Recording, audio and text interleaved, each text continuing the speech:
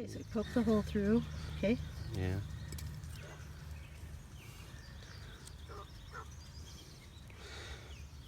Here's the emitter. It snaps.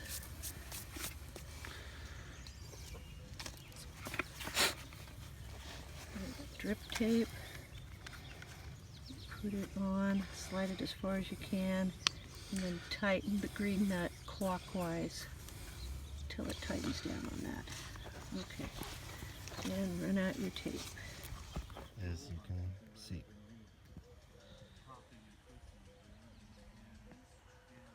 Okay. So you feed through the skinny end, then fold it twice, and then pull it back through. Pull tight, and it should be watertight. Okay, we have all of the drip tape laid out. It's about 75 feet to the end of each row. Got the main pipe right here.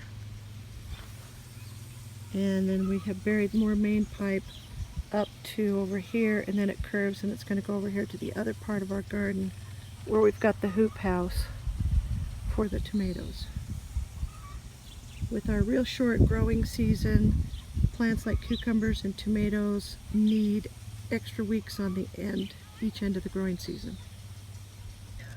We've dug a trench right next to the drip pipe. We've got the drip pipe working so that it's full, and the water pressure will help us see where make sure it's facing up. And we're going to take and just kind of cover over the pipe with the dirt that we've displaced. Got it right next to the green bean row. And I just have to do that for 75 feet for 8 or 9 more rows.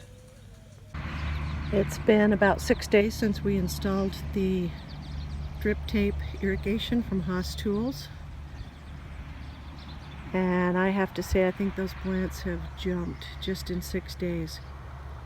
We're using the mid-liter fertilizer down each row, planted in our good soil. It's very sandy. We have to water a lot.